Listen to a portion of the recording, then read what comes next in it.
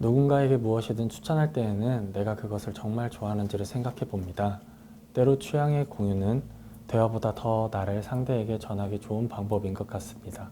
말로는 다 설명할 수 없는 나의 가장 내밀한 부분을 상대와 나누는 일일 수도 있기 때문입니다.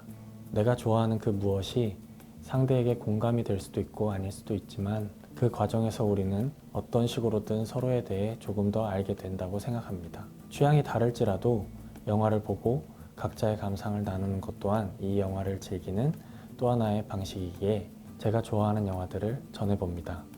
이 영화들을 선택한 이유와 제 생각들도 편지처럼 이야기해 보겠습니다. 이 편지를 보내고 나면 저는 한동안 설레면서도 약간은 긴장하게 될 것 같습니다. 여러분의 하루하루가 영화와 같기를 바라겠습니다.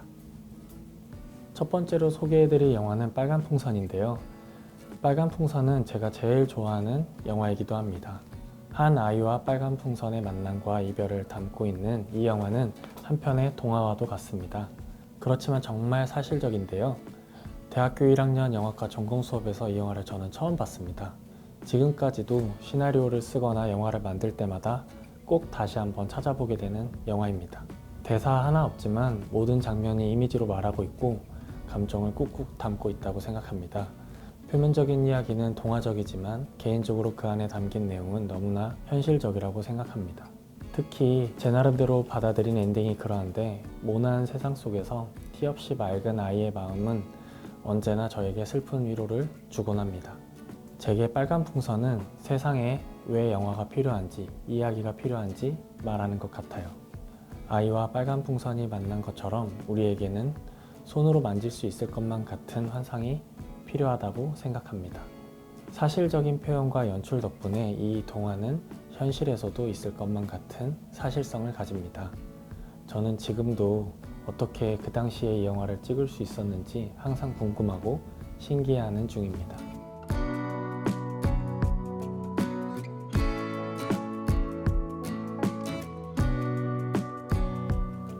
두 번째로 소개해드리는 영화는 렛미인입니다. 저는 공포 영화를 별로 좋아하지 않는데요. 그래도 렛미인은 예외입니다.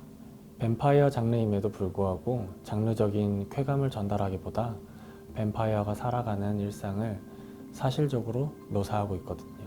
특히 소년이 뱀파이어 소녀와의 만남을 통해 변해가는 과정은 섬세하면서도 현실적으로 표현되어 정말 이 세계가 존재하는 건 아닐까라는 실감을 선사합니다. 그리고 두 인물의 관계가 일방적이지 않고 전복되어 가며 펼쳐지는 이 영화는 구조적으로도 시각적으로도 굉장히 시적이라고 생각합니다. 또한 겨울을 이토록 아름답게 담은 영화가 또 있을까 싶을 만큼 제게는 커다란 인상을 남긴 영화이기도 합니다. 조용히 내리는 눈이 어느새 소복이 쌓여 있는 것처럼 렛미인을 보고 나면 어느새 여러분의 마음에 고요한 슬픔이 스며들지도 몰라요.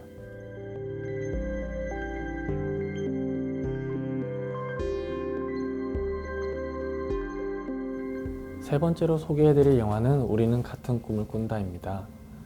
영화 원제 On Body and Soul보다 우리는 같은 꿈을 꾼다라는 한국 제목에 호기심이 갔던 영화입니다. 영화는 같은 꿈을 꾸는 두 사람에 대한 이야기인데요. 현실에도 충분히 있을 법한 평범한 사랑 이야기처럼 보이지만 같은 꿈을 꾼다라는 설정은 그들의 일상에 환상을 부여합니다. 다른 사람들보다 예민한 두 인물의 감각을 섬세하게 묘사하는 이 영화는 다른 영화들과 마찬가지로 사건과 소재보다 그들의 내면이 어떻게 움직이는지에 대해 집중합니다. 그래서 대사를 통해 나아가는 이야기만큼이나 물의 반영, 유리의 반사, 빛의 움직임, 작은 사물들을 비추는 시선과 의도적으로 제한된 이미지의 구도 같은 것들이 중요하게 다가옵니다. 특히 영화 속에서 여성이 사물들을 움직여 대화를 복귀하는 장면들은 작은 마음도 커다랗게 느끼는 인물의 감각을 공감하게 합니다.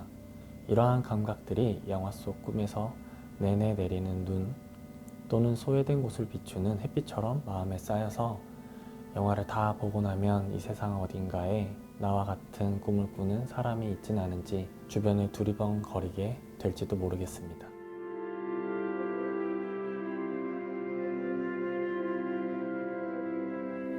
네 번째로 소개해드릴 영화는 예언자입니다.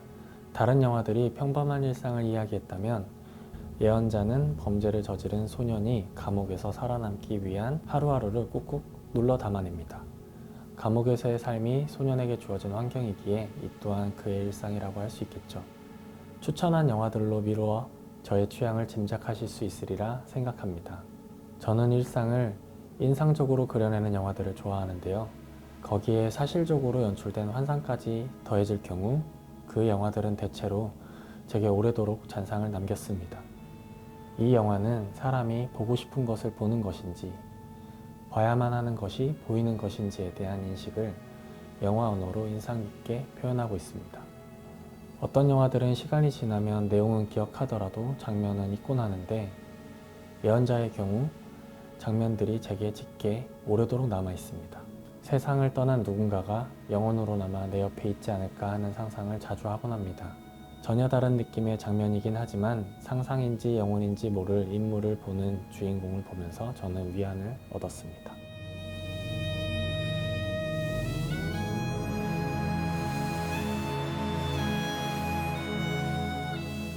마지막으로 소개해드릴 영화는 테이크 쉘터입니다. 5편의 영화들은 각기 장르와 스타일이 다르지만 일상과 환상을 다룬다는 공통점이 있습니다. 그리고 한 가지 더 공통점을 말해본다면 그건 아마 정서적으로 고독하거나 외로운 인물이 나온다는 것입니다. 환상이란 어쩌면 외로운 사람이 만들어낼 수밖에 없는 대피처일까요? 테이크 쉘터의 환상은 5편의 영화 중에서 가장 불안하고 외로운 인물이 만들어냈다고 볼 수도 있겠습니다. 그리고 어쩌면 이 영화에서 그것은 환상이 아닐지도 모릅니다. 영화 속 남성은 악몽을 꾸기 시작합니다. 그리고 영화의 제목처럼 그 악몽이 현실이 될 것만 같다고 느낍니다. 이 영화 역시 뚜렷한 사건을 통해 전개된다기보다 인물이 느끼는 불안을 표현하는 데 포커스를 맞추고 있습니다. 관객에게도 그 불안이 전달되기를 바라는 것처럼 영화는 인물의 시선에서 보이는 것들을 우리에게 보여줍니다. 극중 인물의 가족들이나 지인들은 보지 못하는 것을 그와 함께 보게 되는데 그와 환상을 공유하는 건 한편으로는 그의 외로움을 함께 느끼는 것과 같다고 생각하게 됩니다. 비록 그것이 부정적인 환상임에도 불구하고 그리고 그 불안이 영화를 보는 나에게까지 옮겨오게 되더라도 영화를 보고 나면 새로운 감각으로 자신의 불안을 바라볼 수도 있지 않을까요?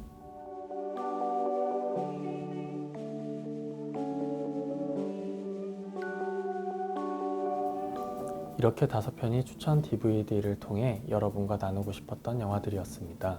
이 영화들이 여러분에게 어떻게 다가갈지, 여러분이 나누고 싶은 영화들은 어떤 영화들일지 궁금해지는데요. 오재미동에서 서로의 취향을 공유하는 날이 오기를 바랍니다. 지금까지 김태양이었습니다. 감사합니다.